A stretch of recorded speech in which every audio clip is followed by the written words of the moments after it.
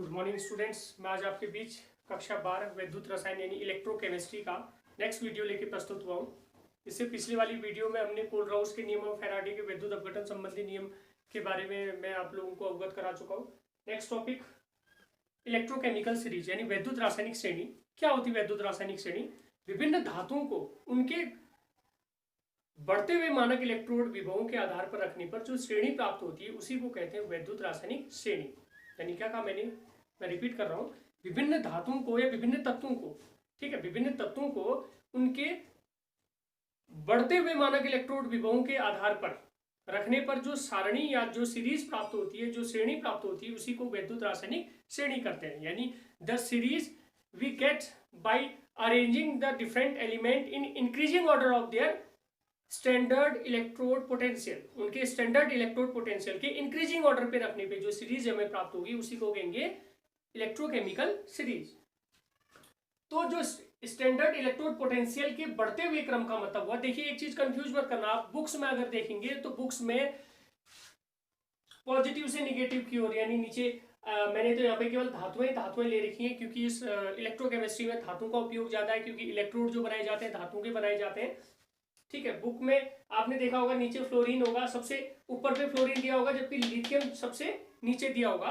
तो हम क्रमिक रूप से या तो बढ़ते हुए क्रम में लगाएंगे तब भी वही श्रेणी प्राप्त होगी, क्रमिक रूप से बढ़ते हुए क्रम में लगाएंगे तो वही श्रेणी प्राप्त होगी। वैद्युत रासायनिक श्रेणी वही होगी, कंफ्यूज मत होना। वैद्युत मानक अपचयन विभव यानी स्टैंडर्ड इलेक्ट्रोड पोटेंशियल के या तो इंक्रीजिंग ऑर्डर पे रखने पे या तो डिक्रीजिंग ऑर्डर पे रखने पे जो सीरीज प्राप्त होगी उसे कहेंगे इलेक्ट्रोकेमिकल सीरीज। याद रख लेना, या तो पॉजिटिव से निगेटिव मान की ओर रखा होगा, बुक में देखा होगा आपने, बुक में देख लेना F2 फ्लोरीन को सबसे ऊपर रखा होगा, देन यही क्रम उल्टा करके रख दिया होगा, लास्ट में हमारा लिथियम होगा। तो मानक अपचयन उसमें थोड़ा कंफ्यूजन हो जाता है, मैं आपको समझा रहा हूं, यहाँ पे देखना। यानी विभिन्न धातुओं को या विभिन्न तत्वों को उनके बढ़ते हुए मानक इलेक्ट्रोड विभवों के आधार पर रखने पर, देखो लिथियम जो है उसका स्टैंडर्ड इलेक्ट्रोड पोटेंशियल माइनस में 3.05 है, पोटेशियम का माइनस में 2 पॉइंट, देखो माइनस वैल्यू धीरे धीरे घटते जा रही है। देन बीच में हाइड्रोजन, ये देखिए हाइड्रोजन आया, हाइड्रोजन का स्टैंडर्ड इलेक्ट्रोड पोटेंशियल आपको पता है कितना होता है, 0 होता है, हाइड्रोजन से नीचे प्लस वैल्यू होगी। ठीक है, तो कहने का मतलब हुआ विभिन्न तत्वों को उनके मानक अपचयन विभव के बढ़ते हुए क्रम में, बढ़ता हुआ क्रम का मतलब माइनस से प्लस की ओर है ना, बढ़ता हुआ क्रम माइनस से प्लस की ओर रखने पर जो श्रेणी प्राप्त होती है, जो सीरीज प्राप्त होती है उसी को कहेंगे वैद्युत रासायनिक श्रेणी या electrochemical series. So the series we get by arranging the different element by increasing order of their standard electrode potential. उनके स्टैंडर्ड इलेक्ट्रोड पोटेंशियल के इंक्रीजिंग ऑर्डर पे रखने पे जो सीरीज मिलेगी उसी को कहेंगे वैद्युत रासायनिक श्रेणी। बहुत इंपोर्टेंट है ये श्रेणी। क्या है, सबसे पहले देखो इसकी कैरेक्टरिस्टिक्स की बात कर लें। इस श्रेणी में सबसे ऊपर पे लिथियम रखा है जिसका इलेक्ट्रोड पोटेंशियल क्या है, माइनस में है। बीच में क्या रखा है, हाइड्रोजन रखा है जिसका इलेक्ट्रोड पोटेंशियल क्या है, 0 है। हाइड्रोजन से नीचे स्थित सभी तत्वों का इलेक्ट्रोड पोटेंशियल किस में आया, प्लस में आया। तो याद रख लेना, इस श्रेणी की सबसे पहली विशेषता यह है कि बीच में हाइड्रोजन स्थित है जिसका इलेक्ट्रोड पोटेंशियल 0 है। हाइड्रोजन से ऊपर जितने भी धातुएं हैं या जितने भी तत्व हैं उनका स्टैंडर्ड इलेक्ट्रोड पोटेंशियल यानी मानक अपचयन विभव ऋणात्मक है, और नीचे स्थित तत्वों का स्टैंडर्ड इलेक्ट्रोड पोटेंशियल क्या है, धनात्मक है। एक तो कैरेक्टरिस्टिक ये हो गया, हाइड्रोजन से ऊपर स्थित तत्वों का इलेक्ट्रोड पोटेंशियल हाइड्रोजन से ऊपर, ठीक है, हाइड्रोजन से ऊपर वालों का ऋणात्मक, हाइड्रोजन से नीचे वालों का धनात्मक। दूसरा, इस श्रेणी में जैसे जैसे नीचे की ओर जाते जाते हैं वैसे वैसे तत्वों की क्रियाशीलता कम होती जाती है। याद रख लेना, रिएक्टिविटी कम होती जाएगी, क्रियाशीलता कम। नीचे की ओर आने पर जैसे जैसे मानक अपचयन विभव का मान प्लस की ओर बढ़ता है वैसे वैसे क्रियाशीलता कम होती जाती है। तो याद रख लेना, याद रख लेना, ये बहुत इंपॉर्टेंट बात है, जिस तत्व का मानक इलेक्ट्रोड पोटेंशियल यानी स्टैंडर्ड इलेक्ट्रोड पोटेंशियल जिस तत्व का जितना ज्यादा ऋणात्मक होगा वो उतना क्रियाशील होगा, जिस तत्व का स्टैंडर्ड इलेक्ट्रोड पोटेंशियल जितना निगेटिव होगा वो उतना क्रियाशील होगा। नीचे की ओर, हाँ, नीचे की ओर आने पर क्रियाशीलता कम हो जाती है। तीसरा, यह विस्थापन अभिक्रियाओं का आधार है। विस्थापन का मतलब डिस्प्लेसमेंट, ठीक है, डिस्प्लेसमेंट रिएक्शन का आधार है। This reaction is the base of displacement reaction. इसी के बेसिस पे डिस्प्लेसमेंट रिएक्शन हो सकती है। कहने का मतलब ये है, ऊपर वाला तत्व नीचे वाले तत्व को विस्थापित कर सकता है, लेकिन नीचे वाला तत्व कभी ऊपर वाले तत्व को डिस्प्लेस नहीं कर सकता है।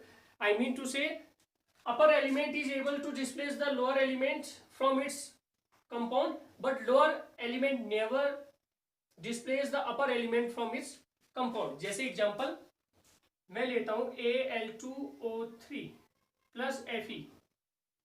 देखिए Al2O3 प्लस Fe रिएक्शन है, is equal to Fe2O3 plus Al। क्या ये रिएक्शन संभव है? ये रिएक्शन संभव नहीं है। देखेंगे कि यहाँ पे रिएक्शन क्या हुई। देखो, Fe ने, आयरन ने Al2O3 में से एल्यूमिनियम को विस्थापित कर दिया। एल्यूमिनियम को विस्थापित किया हुआ ना, तो आयरन एल्यूमिनियम को विस्थापित कर रहा है, लेकिन आयरन एल्यूमिनियम को विस्थापित कब कर सकता है? जबकि इसका स्टैंडर्ड इलेक्ट्रोड पोटेंशियल ज्यादा माइनस में होगा। ठीक है, अब चेक करते हैं। एल्यूमिनियम का माइनस में 1.66 वोल्ट और आयरन का माइनस में 0.44 वोल्ट। तो वैद्युत रासायनिक श्रेणी में के हिसाब से रिएक्शन वैसे भी संभव नहीं है। कहने का मतलब ये हुआ कि उल्टी रिएक्शन होती तो संभव हो जाती। उल्टी रिएक्शन का मतलब Fe2O3 plus 2Al is equal to Al2O3 plus 2Fe। याद रखना, ऊपर वाला तत्व यानी Al नीचे वाले तत्व को यानी Fe को उसके यौगिक से यानी Fe2O3 से डिस्प्लेस कर सकता है। Upper element is able to displace lower element from its compound, but lower element never displace upper element from its compound. यानी ऊपर वाली रिएक्शन संभव नहीं है। This reaction is not possible. एक इसकी कैरेक्टरिस्टिक और आ गई। अभिक्रियाओं की पॉसिबिलिटी को आप प्रिडिक्ट कर सकते हो, यानी अभिक्रियाओं की संभावना आप बता सकते हो। पॉसिबिलिटी को प्रिडिक्ट का मतलब, जैसे यहीं पे आपने बताया अभिक्रिया संभव है या नहीं है, बता दिया। अब मैंने लिखा एक अभिक्रिया Al2O3 plus Mg is equal to, क्या यह अभिक्रिया संभव है? अब देखेंगे, अगर मैग्नीशियम ऊपर होगा, मैग्नीशियम जो है वो एल्यूमिनियम ऑक्साइड में से एल्यूमिनियम को डिस्प्लेस अगर कर सक रहा है, तो इसका मतलब एल्यूमिनियम से ऊपर अगर मैग्नीशियम है तो ये रिएक्शन संभव होगी। देख लो, मैग्नीशियम जो है एल्यूमिनियम के ऊपर है, इसका मतलब अभिक्रिया संभव होगी। इट मीन्स क्या बन जाएगा? MgO plus Al। रिएक्शन संभव, रिएक्शन बैलेंस नहीं है, कर देते हैं रीबैलेंस 3MgO। तो याद रखना, ये अभिक्रिया विस्थापन अभिक्रियाओं का आधार है एक तो, यानी ऊपर वाला एलिमेंट नीचे वाले एलिमेंट को उसके कंपाउंड से डिस्प्लेस कर सकता है, लेकिन नीचे वाला एलिमेंट कभी ऊपर वाले एलिमेंट को उसके कंपाउंड से डिस्प्लेस नहीं कर सकता है। अगला आया पॉसिबिलिटी प्रिडिक्ट कर सकते हैं हम। We can predict the possibility of the reaction, this reaction is possible और not by the electrochemical series, यानी वैद्युत रासायनिक श्रेणी से हम बता सकते हैं कोई अभिक्रिया संभव है या नहीं है। किसके आधार पर देखेंगे? हम दोनों धातु को देखेंगे, दोनों तत्वों को देखेंगे। ऊपर वाला तत्व जो होगा वो तो नीचे वाले तत्व को उसके यौगिक से विस्थापित कर सकता है, यानी upper element is able to displace lower element from its compound, but lower element never displace the upper element from its compound. अगला पांचवा इसका कैरेक्टरिस्टिक है, इस वैद्युत रासायनिक श्रेणी में हाइड्रोजन से ऊपर स्थित जितनी भी धातुएं, हाइड्रोजन से ऊपर स्थित धातुओं का मतलब जिनका electrode potential, standard electrode potential जिनका निगेटिव में है, जिनका स्टैंडर्ड इलेक्ट्रोड पोटेंशियल निगेटिव में है, उन धातुओं को, वो धातुएं जो होंगी अम्लों से क्रिया करके हाइड्रोजन गैस को डिस्प्लेस करेंगी। यानी द कंपाउंड यानी the element which lies above the hydrogen in the electrochemical series is able to displace hydrogen gas from acids. Acid से रिएक्ट करके हाइड्रोजन गैस को डिस्प्लेस करेंगी। जैसे मैंने लिख दिया Fe plus HCl is equal to FeCl2 plus H2, ठीक है, संभव है। मैंने लिख लिया Na plus H2SO4 is equal to क्या बन जाएगा? Sodium sulphate Na2SO4 plus H2, ये रिएक्शन भी संभव है। लेकिन अगर मैंने लिख दिया Cu plus HCl is equal to, this reaction is not possible because Cu lie below the hydrogen.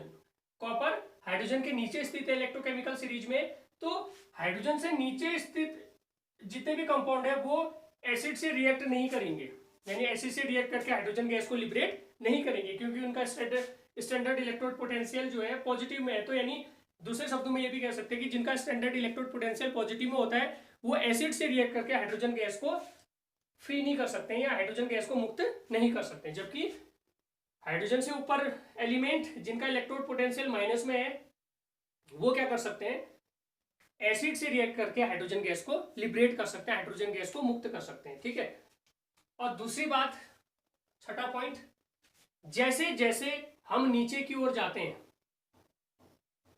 ठीक है, सीरीज में नीचे की ओर जाते हैं, वैसे वैसे ऑक्सीडाइजिंग पावर बढ़ती है, ऑक्सीकरण क्षमता बढ़ती है, ऑक्सीकारक क्षमता बढ़ती है। ठीक है, जैसे जैसे नीचे की ओर जाते हैं वैसे वैसे ऑक्सीकारक क्षमता बढ़ती है। ऑक्सीकारक क्षमता का मतलब गेनिंग ऑफ इलेक्ट्रॉन, इलेक्ट्रॉन को ग्रहण करने की क्षमता नीचे की ओर जाने पर बढ़ेगी, ऊपर की ओर आने पर रिलीजिंग इलेक्ट्रॉन यानी अपचयक क्षमता बढ़ेगी। अब अपचयन और ऑक्सीकरण को अपचयक क्षमता, रिड्यूसिंग पावर और ऑक्सीडाइजिंग पावर से मत जोड़ना, कंफ्यूज हो जाओगे। कहने का मतलब ये है कि जैसे जैसे ऊपर की ओर जाओगे ऊपर वाला तत्व जो होगा वो नीचे वाले तत्व को डिस्प्लेस कर सकता है, यानी ऊपर वाला तत्व नीचे वाले तत्व को विस्थापित कर सकता है, डिस्प्लेस कर सकता है ना। तो अपचयक क्षमता किसकी होगी ज्यादा, ऊपर वाला तत्व ज्यादा अपचयक हुआ, उससे कम ये वाला होगा, इससे कम ये वाला होगा, इससे कम ये वाला होगा, यानी ऊपर की ओर जाने पर तो अपचयक क्षमता बढ़ती है, नीचे की ओर आने पर कौन सी क्षमता बढ़ती है, ऑक्सीकारक क्षमता बढ़ती है, यानी इलेक्ट्रॉनों को, ऑक्सीकारक क्षमता का मतलब इलेक्ट्रॉनों को गेनिंग इलेक्ट्रॉन यानी कैपेसिटी ऑफ गेनिंग इलेक्ट्रॉन जो पावर होगी वो नीचे की ओर बढ़ेगी, ऊपर की ओर capacity of losing electron power जो होगी ऊपर की ओर बढ़ेगी। तो सिंपली इतना समझो कि इस श्रेणी में जो तत्व जितना ऊपर होगा उतना ज्यादा क्रियाशील होगा, सबसे ज्यादा रिएक्टिव सबसे ऊपर वाला होगा, सबसे कम रिएक्टिव सबसे नीचे वाला होगा। तो इलेक्ट्रोकेमिकल सीरीज ही होगी, यानी by arranging different elements in increasing order of their reactivity, ना increasing order of their standard electrode potential means minus to plus, standard electrode potential minus to 0 then plus means by arranging different elements in increasing order of their standard electrode potential we get a series, that series is known as electrochemical series. So by this series what is the characteristic of this series, in this series lithium is placed above in the series which electrode potential is negative, and the negative value of the standard electrode potential then gradually decreased, and at the middle hydrogen is placed, जिसकी electrode potential 0 है, उसके बाद क्या होगा, the positive value of the standard electrode potential increases below the hydrogen. तो hydrogen से ऊपर जो है माइनस में है, माइनस से घटते जाएगी 0, 0 से प्लस की ओर। ठीक है, तो क्रियाशीलता नीचे की ओर आने पर, यानी जैसे जैसे नीचे की ओर जाएंगे तो रिएक्टिविटी कम होती जाएगी। This series, in this series hydrogen has the electrode potential 0, above the hydrogen all elements have electrode potential in negative value, and below the hydrogen all elements have positive value of their standard electrode potential. Next one, this is the base of displacement reaction, यानी ये electrochemical series displacement reaction का base है। upper element is able to displace the lower element, but lower element never upper element is able to displace lower element, but lower element never displace the upper element. ऊपर वाला तत्व तो नीचे वाले को तो विस्थापित कर सकता है, लेकिन नीचे वाला ऊपर वाले को विस्थापित नहीं करेगा। दूसरी बात, ये पॉसिबिलिटी बताएगी अभिक्रिया की, कोई भी अभिक्रिया अब आप लोगों को दे दी जाए इसके आधार पे आप बता सकते हैं, इसको याद भी कर लेना, स्टैंडर्ड इलेक्ट्रोड पोटेंशियल याद कर लेना, क्योंकि मेन ही मैंने आप लोगों को लिखा रखे, पीछे एक्सरसाइज क्वेश्चन है, न्यूमेरिकल क्वेश्चन है, उनको करने में आपको सहायता मिलेगी। इसके अलावा बाकी और कुछ एग्जाम में अगर आता है तो उनका तो अन्य इतने ही एलिमेंट नहीं, देयर आर 118 एलिमेंट, 118 तत्व हैं, अब उतना याद करना संभव नहीं है, लेकिन इतने एलिमेंट के याद रख देना, these are the general element जो जनरली यूज होते हैं। ठीक है, उसके बाद पॉसिबिलिटी बताएंगे, उसके बाद एक चीज और याद रख लेना, हाइड्रोजन से ऊपर वाले एलिमेंट जो है हाइड्रोजन को डिस्प्लेस कर सकते हैं, लेकिन हम एसिड से रिएक्ट करके हाइड्रोजन को डिस्प्लेस करेंगे, हाइड्रोजन मुक्त करेंगे, लेकिन हाइड्रोजन के नीचे वाले एलिमेंट चाहे AgO, HgO, कॉपर हो, तो ये हाइड्रोजन को डिस्प्लेस नहीं करेंगे। एक चीज और कंफ्यूजन आपको होगी, मैंने यहाँ पे कॉपर 2 बार क्यों लिख दिया, या मैंने यहाँ पे आयरन 2 बार क्यों लिख दिया, एक यहाँ पे लिखा है, एक यहाँ लिखा कहीं। देखो अपचयक क्षमता अलग अलग है। मैंने आप लोगों को बताया था, या आप लोगों को मैंने नहीं बताया तो आप लोगों को वैसे भी पता होगा कि कॉपर 2 फॉर्म में पाया जाता है, वन है cuprous, another one is cupric या कॉपर। जब कॉपर डिस्प्लेस होगा Cu2 पॉजिटिव में, यानी Cu2 पॉजिटिव जो Cu का अपचयन विभव यानी स्टैंडर्ड इलेक्ट्रोड पोटेंशियल होगा प्लस में 0.34, जबकि Cu पॉजिटिव टू Cu का इलेक्ट्रोड स्टैंडर्ड इलेक्ट्रोड पोटेंशियल 0.52 में होगा, प्लस में। हाँ, ऐसे Fe2 positive two ferrous and ferric, ferrous का होगा प्लस में 0.44 माइनस माइनस में 0.44, और Fe3 पॉजिटिव टू Fe का होगा प्लस में 0.77। ठीक है, तो ये याद रख लेना, ये पीछे न्यूमेरिकल क्वेश्चन में आपको याद आएगा। और इलेक्ट्रोकेमिकल सीरीज जनरल भी है, रिएक्टिविटी सीरीज भी कहते हैं, क्लास 10th में आप लोगों ने पढ़ लिया था। अब बात करते हैं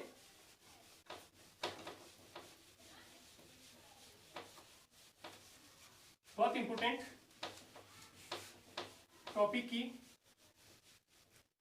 वो टॉपिक है वैद्युत अपघटन यानी इलेक्ट्रोलाइसिस।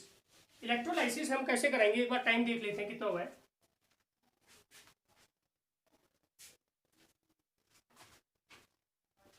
चलो वैद्युत अपघटन बताने लायक टाइम है ही, अब बताते हैं आपको इलेक्ट्रोलाइसिस। इलेक्ट्रोलाइसिस, ठीक है। इलेक्ट्रोकेमिकल सेल में the process be done in electrochemical cell is known as electrolysis. वैद्युत अपघटनी सेल में जो अभिक्रियाएं होती हैं, जो क्रियाएं हम कराते हैं, उसको कहते हैं इलेक्ट्रोलाइसिस। इलेक्ट्रोलाइसिस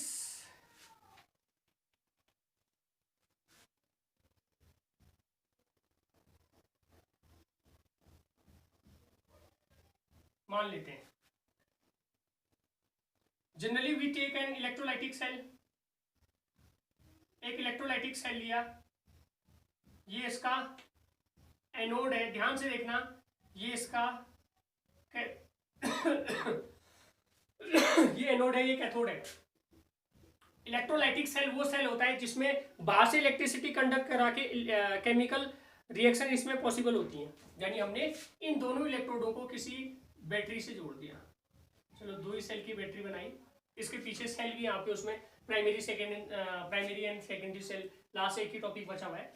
ध्यान से देखिए, पॉजिटिव एंड से जो इलेक्ट्रोड जुड़ा होता है उसे कहते हैं एनोड, नेगेटिव एंड से जो इलेक्ट्रोड जुड़ा होता है उसे कहते हैं कैथोड। इन इलेक्ट्रोकेमिकल सेल में पॉजिटिव एंड से जिसे जोड़ेंगे वो एनोड है, और नेगेटिव एंड से जोड़ेंगे वो कैथोड है। इसका उल्टा आपने वाले सेल में पढ़ा था, कौन सा, गैल्वेनी सेल या डेनियल सेल में देखा था, उल्टा था, एनोड नेगेटिव था, कैथोड पॉजिटिव था। इसीलिए मैं आप लोगों को पहले भी कह चुका हूं कि कैथोड और एनोड को डिफाइन करने के लिए चार्ज को बेस मत बनाना। किसको बेस बनाना, ऑक्सीडेशन और रिडक्शन को। वहां पे भी एनोड पे ऑक्सीडेशन हुआ था, यहाँ पे भी एनोड पे ऑक्सीडेशन होगा, यहाँ पे भी कैथोड पे रिडक्शन होगा। तो रिडक्शन और ऑक्सीडेशन तो सेम होता है एनोड और कैथोड पे, जैसे हमारा इलेक्ट्रोकेमिकल सेल में हुआ था, ठीक है। लेकिन वहां पे एनोड नेगेटिव था तो यहाँ पे पॉजिटिव है, वहां पे कैथोड पॉजिटिव था तो यहाँ पे कैथोड नेगेटिव है, ठीक है। इलेक्ट्रोलाइसिस प्रोसेस में किसी भी इलेक्ट्रोलाइट को एक इलेक्ट्रोलाइट को हम इलेक्ट्रोलाइटिक सेल में लेते हैं, कैथोड और एनोड के बीच में बैटरी से जोड़ते हुए हम इलेक्ट्रिक करंट फ्लो कराते हैं। इलेक्ट्रिक करंट फ्लो कराने पर क्या होगा, जैसे हमने यहाँ पे ले रखा है NaCl ले रखा है, तो इसका इलेक्ट्रोलाइसिस कराएंगे। तो इलेक्ट्रोलाइसिस में कैसे रिएक्शन होगी, एग्जाम में आता है आप लोगों का कि इलेक्ट्रोलाइसिस कराइए, यानी वैद्युत अपघटन कराओ NaCl विलयन का, ठीक है। अब NaCl का अगर हमने वैद्युत अपघटन कराया, ध्यान से देखना, थ्योरी ने समझ के हम कॉन्सेप्ट को समझते हैं।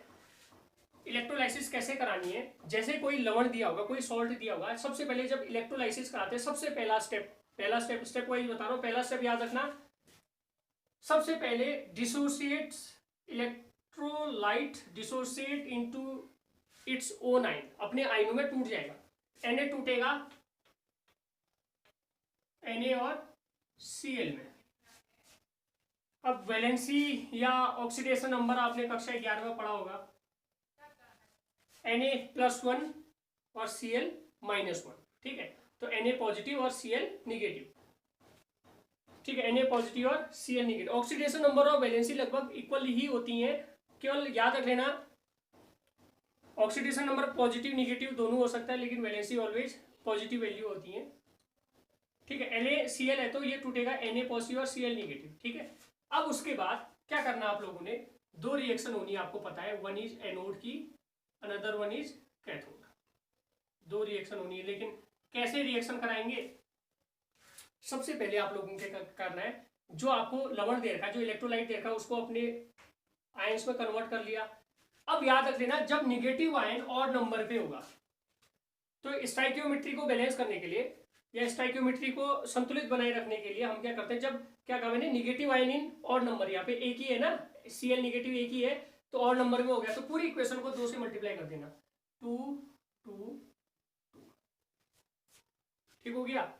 उसके बाद एनोड में हमें पता है कौन सी रिएक्शन होती है, ऑक्सीडेशन रिएक्शन यानी ऑक्सीकरण। कैथोड में कौन सी होती है, रिडक्शन होती है यानी अपचयन। अब ऑक्सीडेशन का मतलब भी याद रख लो, रिलीजिंग इलेक्ट्रॉन, इलेक्ट्रॉनों को त्यागना। रिडक्शन का मतलब होगा गेनिंग इलेक्ट्रॉन यानी इलेक्ट्रॉनों को ग्रहण करना।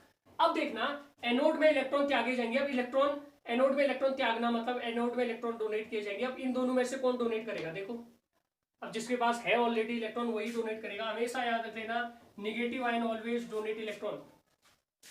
तो 2Cl निगेटिव इज इक्वल ना, 2Cl निगेटिव जो है कितने इलेक्ट्रॉन त्यागेगा, देखो कितने इलेक्ट्रॉन रिलीज करेगा, एक Cl में एक इलेक्ट्रॉन है, 2 Cl में 2 इलेक्ट्रॉन हो गए, तो 2 निगेटिव, 2 इलेक्ट्रॉन में 2 निगेटिव, 2 क्लोरीन में 2 निगेटिव, 2 निगेटिव से 2 निगेटिव कट गया, बन गया 2Cl।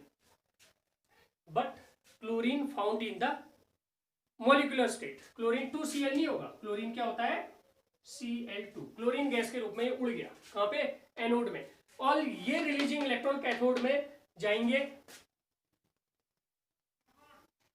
2Na पॉजिटिव इन्हीं 2 इलेक्ट्रॉनों को एक्सेप्ट करेगा, 2 निगेटिव से 2 पॉजिटिव कट गया और क्या बन गया, 2Na।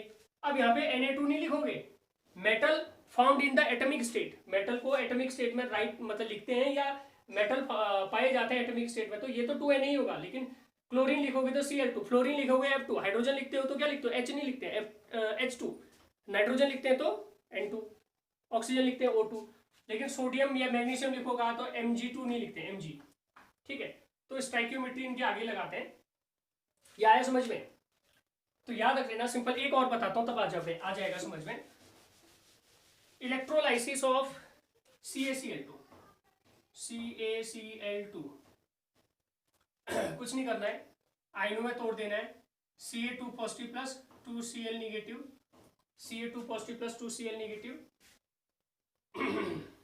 देन क्या, एनोड देन कैथोड, ठीक हो गया, ठीक हो गया।